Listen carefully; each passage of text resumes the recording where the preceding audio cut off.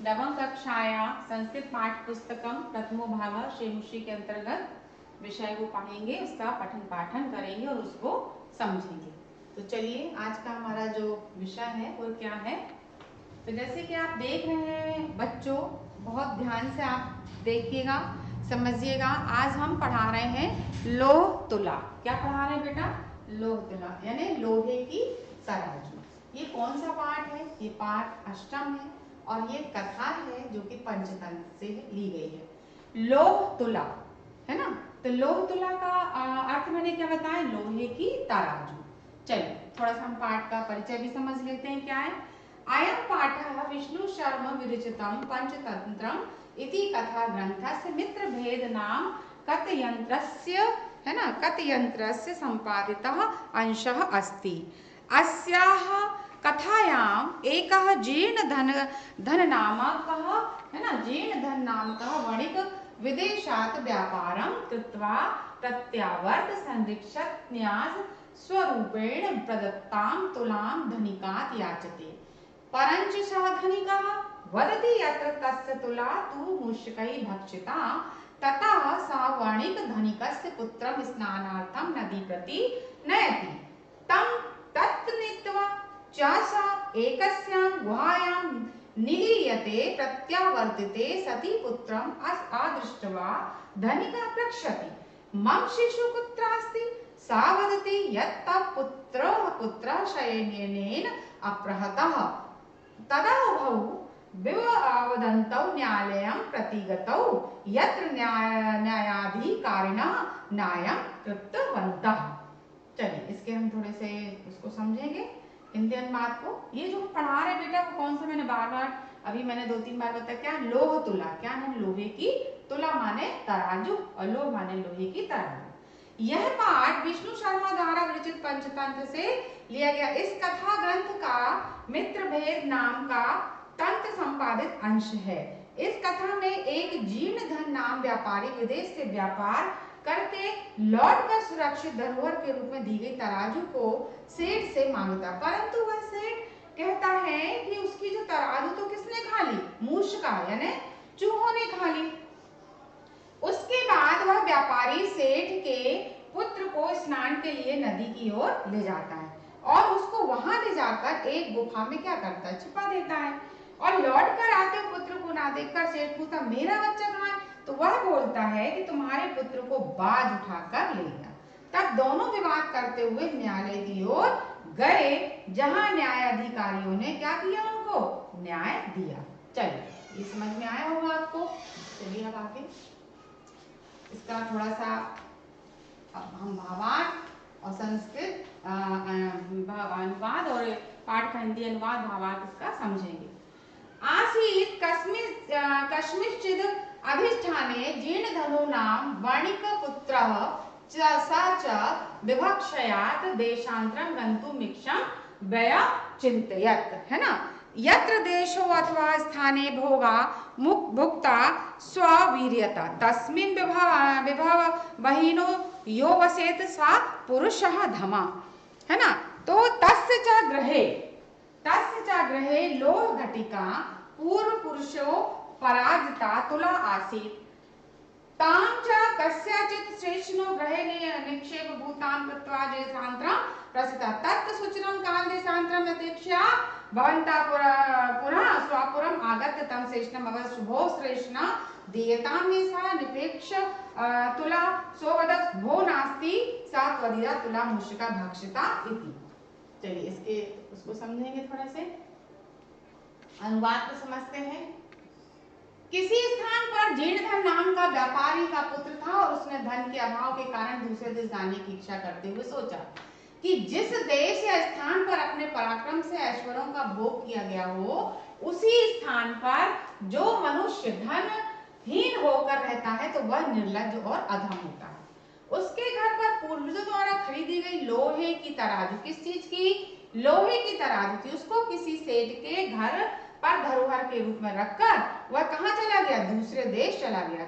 इसके बाद बहुत समय तक दूसरे देश में इच्छानुसार घूमकर पर्यटन करके फिर से अपने नगर आकर उस सेठ से बोला, क्या बोला? मेरी वह धरोहर रूप में रखी हुई जो सेठ की वह बोला, अरे वह तो नहीं है, तुम्हारी तराजू कौन खा गया? चूहा खा गया। ऐसे किसने बोला? सेठ ने उससे कहा। चलिए, जीर्णधना अवदत् भो श्रेष्ठे नास्ति दोषस्ते यदि मूषका भक्षिता ईदृशा एव अयं संसारे न किंचित् दत्र शाश्वतमस्ति परमहं नाद्यां स्नानार्थं गमिष्यामि तत्त्वम् आत्मीयम् एनं शिशुं धनदेव नामानं मया सह स्नानोपकारण हस्तं प्रेषयति।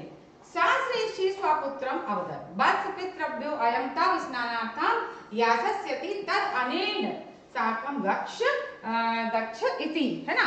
अथासौ श्रेष्ठ पुत्र धनदेवः स्नानोपकारणमादाय प्रहष्ट मनः तेन अभ्यागतेन सह प्रस्थितः तथा अनुष्ठते। सः वणिका स्नात्वा तं शिशुगृहगुहां प्रक्षिप्य तद्वारं बृहत्शिलाया आगच्छदाय, है ना। आज छाद्यः सत्वरं गृहमागतः। चलिए पढ़ते हैं, देखते हैं इसका अनुवाद। देखिए, जीर्णधन ने क्या बोला? हे सेठ, यदि चूहे खा गए तो तुम्हारा दोष तो है ही नहीं उसमें। चूहे क्या खा गए? सेठ ने बोला उसकी तराजू। यह संसार ऐसा ही है, यहाँ कुछ भी सदा के लिए शाश्वत नहीं है। परंतु मैं नदी में स्नान करने के लिए जाऊंगा, इसलिए तुम अपने धनदेव नामक, देखो नाम क्या था उसका, धनदेव नामक पुत्र को स्नान की सामग्री हाथ में लेकर मेरे साथ भेज दो। वह सेठ अपने पुत्र से बोला, पुत्र वह तुम्हारे चाचा हैं, स्नान के लिए जाएंगे, इसलिए इनके साथ क्या करो, चले जाओ। इसके बाद वह व्यापारी का पुत्र धनदेव स्नान की सामग्री लेकर प्रसन्न मन से उस अतिथि के साथ क्या हुआ, चला गया। वैसा ही होने पर उस व्यापारी ने स्नान करके उस बालक को पर्वत की गुफा में क्या कर दिया, छिपाकर रख दिया, है ना। गुफा में छिपाकर उसके द्वार को बड़े पत्थर से क्या कर दिया, शीघ्रता से ढांक दिया। मतलब ढककर शीघ्र क्या हो गया, घर आ गया। चलिए, श्रेष्ठ पृष्ठान भो अभ्यागतः कथयातां पुत्र में शिशु यह त्वा सह नदी गतायति। सावदत् का पुत्र नदी तटात् शयनेन हतायति। श्रेष्ठी अवदत् मिथ्या वादिनः किं क्वचित् शयेनो बालं हर्तुं शक्नोति तत्समर्पयामि सुतम् अन्यथा राजकुले निवेदयिष्यामि इति। सो कथयत् भो, ऐसा उन्होंने कहा, भो सत्यवादिनी यथा शयनो बालं न नयति तथा मूषिका अपि लोह घटिका तुलाना, मतलब क्या, लोह घटिकां तुलाना भक्ष्यन्ति तदर्व में तुलायां यदि दारकरणे प्रयोजनमिति एव विविधमानौ तौ द्वापि राजकुलं गतौ। तत्र श्रेष्ठी तारस्वरेण अवदत् भो क्वा वाञ्छितो अहम् ब्राह्मणम् अनेन चोरेण मम शिशु अपहृत इति। धर्माधिकारिणः तम अवदन् भो समर्पयतां श्रेष्ठ सुतः। अब देखो यहाँ पर इसका अनुवाद। उस सेठ ने कहा, अरे अतिथि बताओ मेरा पुत्र कहाँ है, जो तुम्हारे साथ कहाँ गया था? नदी पर गया था। वह क्या बोला, नदी के किनारे से तुम्हारा पुत्र बाज के द्वारा अपहरण कर लिया गया। सेठ बोला, अरे झूठे, क्या कहीं बाज बालक का कोई अपहरण करता है, कर सकता है? ऐसा उसने कहा। इसलिए मेरे पुत्र को लौटा दो, नहीं तो मैं राज दरबार में निवेदन करके तुम्हारी क्या कर दूंगा, शिकायत कर दूंगा। वह बोला, अरे सच बोलने वाले, जैसे बाज बच्चे को नहीं ले जा सकता, वैसे ही लोहे की जो तराजू है वो कौन नहीं खा सकते, चूहा नहीं खा सकते, इसलिए मेरी तराजू दे दो। यदि पुत्र की आवश्यकता हो तो इस प्रकार झगड़ा करते हुए दोनों राज दरबार में जाते हैं। वहां सेठ जोर से बोला, अरे मैं ठगा गया, घोर अन्याय, इस चोर के द्वारा मेरा पुत्र अपहरण कर लिया गया। इसके बाद न्यायकर्ता है उस व्यापारी पुत्र से मतलब कहा, अरे सेठ पुत्र को क्या कर दो, लौटा दो। सोवदत् किम करोमि पश्यतु मे नदी तटात् शयनेन शिशु अपहृत इति। तच्छ्रुत्वा ते अवदन् भो भवता सत्यं नाभिहितं किं शयनं शिशुं हर्तुं समर्थो भवति। सोवदत् भो श्रुता मत बचा तुला लो यत्र अस्ति मूषिका राजतंत्र हरे छयनो बालकम नात्र संशय। ऐसा कहा ते अप्रक्षण कथमेव ततः सा श्रेष्ठी सभ्यानामाग्रे आदिता सर्वे वृत्तान्तं न वेदयत् यतः न्यायाधिकारिणः विहस्यतौ द्वापि संबोध्य तुला शिशु प्रदनेन तोषितवन्तः। चलिए हिंदी अनुवाद इसका समझते हैं थोड़ा सा। देखिए, वह व्यापारी पुत्र बोला, क्या करूं, मेरे देखते देखते नदी के किनारे से बाज के द्वारा बालक का अपहरण कर लिया गया। यह सुनकर वे बोले, अरे तुम्हारे द्वारा सच नहीं कहा गया, क्या बाज बालक का अपहरण करने में सक्षम हो सकता है? तो वह व्यापारी का पुत्र बोला, अरे अरे मेरी बात सुनिए हे राजन, जहाँ 1000 किलो की लोहे की तराजू को चूहे खा सकते हैं, तो वहाँ जो बाज है बालक का अपहरण कर सकता है, इसमें संदेह नहीं। उन्होंने पूछा, यह कैसे हो सकता है? इसके बाद उस सेठ ने सभा के लोगों के आगे आरंभ से सारी घटना कह दी और तब न्यायाधिकारियों ने हंसकर उन दोनों को समझा बुझाकर तुला और बच्चा दिलवा कर क्या किया, संतुष्ट किया। इस प्रकार से ये जो मैंने आपको इसकी कथा सुनाई। चलिए अब हम इसके कुछ प्रश्न उत्तरों को पढ़ेंगे, ठीक है। तो सबसे पहला है एक पदेन उत्तरम लिखा, एक शब्द में वाणी पुत्र से किम नाम अस्ति, तो क्या नाम था, जीर्णधना, ठीक है। तुला कहे भक्षिता आसीत, तो तराजू किनके द्वारा खा ली गई थी, अब भी मैंने बताया। उत्तर क्या है, मूषकों के द्वारा, है ना, मूषकई। तुला की दृशासी, तराजू कैसी थी, तो क्या आएगा, लोहघट का, काई की बनी थी तराजू, लोहे की बनी थी। पुत्र के हताती जीर्णधना वदति, है ना, तो क्या आएगा, शेनेन यानी बाज के द्वारा। विवाद मानव तौ द्वापि कुत्र गतौ, विवाद करते दोनों कहाँ गए थे, राजकुल यानी राज दरबार में गए।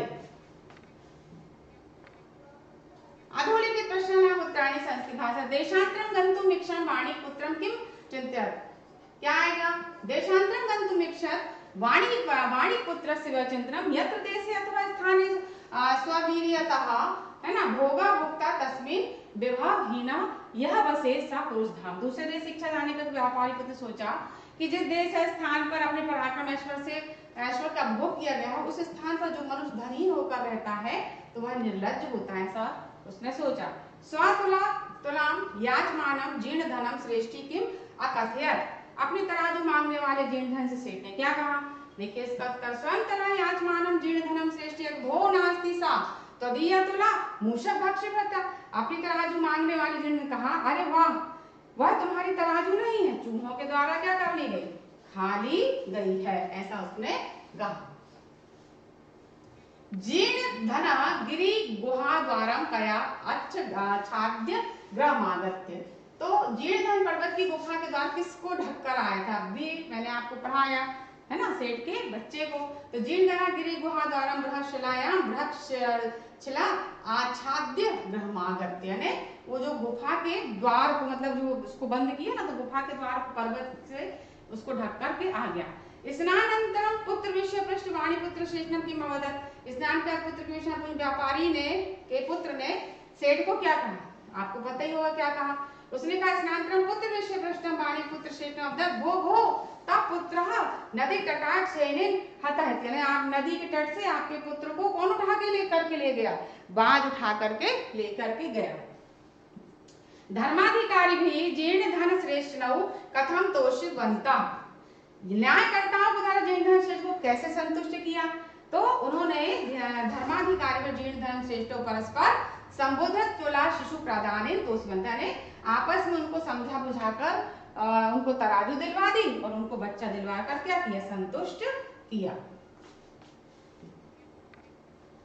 स्थूल पदानीकृत्य प्रश्न निर्माण, मतलब जो बड़े इसमें देखिए शब्द दिए हुए हैं, इसमें आपको प्रश्नों का निर्माण करना, जैसे कि ये प्रश्न निर्माण है, ठीक है। तो जीर्ण धनम विभक्षया देशांतरं गन्तुम् इच्छम् व्यचिंतम्, है ना, तो यह क्या आएगा, क्या आएगा, विभक्षया देशांतरं गन्तुम् इच्छन् व्यचिंत्यत, ठीक है। फिर है श्रेष्ठ शिशु स्नानोपकारणा मादाय अभ्यागतेन सह प्रस्थिता, तो प्रश्न का निर्माण क्या आएगा, श्रेष्ठ शिशु, ठीक है, स्नानोपकारणम मादाय के सह क्या आएगा, वणिगृह गुहाम बृहच्छिलाया आच्छादित विद्वान, है ना। तो प्रश्न जो निर्माण यहाँ आएगा कया, वणिगृह गुहाम कया आच्छादित, किस चीज से उसको ढका। फिर है सभ्यता परस्पर संबोधित तुला शिशु प्रधानी तुष्मंता, है ना। प्रश्न निर्माण क्या आएगा, सभ्यता परस्पर संबोधित कथम, यानी आपस में समझा बुझाकर कैसे संतुष्ट किया, तो कैसे संतुष्ट किया। चलिए इसके बाद अधोलिखित श्लोकम अपूर्ण अन्वय प्रदत्त पाठ माध्यकृत पूरतन, जो दिया इसको पूरा करना है अन्वय को। तो ये देखिए इसका उत्तर दिया हुआ है, यत्र देशे अथवा स्थाने स्ववीर्यतः, है ना, भुक्ति तस्मिन् यह वसेत, है ना, सा पुरुषधाम खाद क्या राजन लो सहस्त्र तुला, है ना, खादंती बालकम हरेत अत्र संशय न। अब देखिए यहाँ पर एक प्रश्न दिया है, रेखांकित कुरुत्यर्थ, यानी उस शब्द को रेखांकित करो जहां ल्यप प्रत्यय नास्ति, जैसे भ्यास, तो क्या किसमें आएगा, लो सहस्त्रस्य, है ना, जिसमें ल्यप प्रत्यय नहीं है, ठीक है, तो किसमें नहीं है, लो सहस्त्र में। दूसरा किसमें नहीं, यत्र द्वितीय विभक्ति नास्ति, जिसमें द्वितीय विभक्ति किसका क्या आएगा, है ना, क्या है, कौन सा आएगा, सत्वरम, ठीक है। फिर यत्र षष्ठी विभक्ति नास्ति, तो किसमें नहीं है, ये दिया है ना, स्ववीर्यता, ठीक है। इसके बाद संधि नाम संधि विच्छेद रिक्त स्थान, मैंने संधि विच्छेद करके उसका स्थान को पूरा करना। जैसे श्रेष्ठ याद दिया, तो क्या आएगा, श्रेष्ठी धन आ, फिर है द्वावपि दौधन अपि, फिर पुरुषो पार्जिता पुरुष धन उपार्जिता, यथेक्षया यथा धन इक्षया, स्नानोपकरणम स्नान धन उपकरणम, स्नानार्थम यानी स्नान धन अर्थम। आप देखिए यहाँ पर समस्त पद विग्रह दिए हैं, जो मुझे दिए हैं इनका क्या करना है, मतलब समस्त पदों का विग्रह करना। कैसे, ये देखिए इसका उत्तर देखिए, इसमें इसका उत्तर ये है, ठीक है। स्नानस्य उपकरणम, तो स्नानोपकरणम, गिरे गुहायाम, तो गिरी गुहायाम, धर्मस्य अधिकारी, तो धर्माधिकारी, और विभवेनहीना, तो विभवहीना, ठीक है। इस प्रकार से उसको आपको करना है। फिर है यथापेक्षा मधुर शब्द नाम सहायता लोहतुलका ती कथा, जो है सारांश संस्कृत भाषा है, संस्कृत भाषा में लोहतुला का जो कथा का जो सार है उसको लिखना है। तो देखिए ये जो लिखा हो संस्कृत भाषा के द्वारा, तो यहाँ दिया, देखिए वणिक पुत्र स्नान धर्म लोहतुला उपचार वृत्तांत ज्ञात्वा शेषना प्रत्यागता गता प्रदानम, है ना, ये तो इसको आपको लिखना है। तो क्या उत्तर आया, कश्मित नगरे जीनधना नाम माणिक पुत्र आसीत् निर्धनो भूत्वा निज लोहतुला कस्यचित् कृष्णो ग्रह निपेक्ष भूतान कृत्वा धनार्जनाय देशांतरम प्रस्थिता पुनः स्वापुरम, है ना, प्रत्यागत सह लोहतुलाम, ठीक है, प्रत्यागत सह लोहतुलाम अयाचत, यानी जो शब्द दिए ना, ये शब्द आने चाहिए। देखिए ये अयाचत आया, ये शब्द यहाँ पर आया, है ना, फिर ये वणिक पुत्र ये यहाँ पर आया, फिर इसके बाद वो किस चीज के लिए ये गया था, देखिए यहाँ पर स्नानार्थम आएगा, ठीक है। फिर इसके बाद आता है लोहतुला, है ना, मुष्पे भक्षिता इति जीर्णधना शेषिनः पुत्रेण स्नानार्थम गतः, है ना, स्वान स्नात्वा सह शिशु गृहायाम प्रपिक्ष द्वारम, है ना, फिर तद्वारम बृहच्छिलाया आच्छाद्य सत्वरम गृह प्रत्यागतः, ये आया प्रत्यागतः, ठीक। फिर इसके बाद तत्, ये श्रेष्ठ चिन्ह दिया है, तस्य पुत्र विषये अवदत्, पुत्र शयनेन हतः इति एव विवदमानो तौ राजकुलौ गतौ सा वृत्तान्तं, ये दिया ना, ज्ञात्वा धर्माधिकारी प्रस्वंतुला, है ना, फिर क्या दिया है, शिशु प्रदानेन, प्रदानेन दिया ना, प्रदानम प्रदानेन तोषिवंता। इस प्रकार से आपको इसको चाहे तो आप पढ़ सकते हैं, आपकी बुक में इसमें दिया है। तो इस प्रकार से बच्चों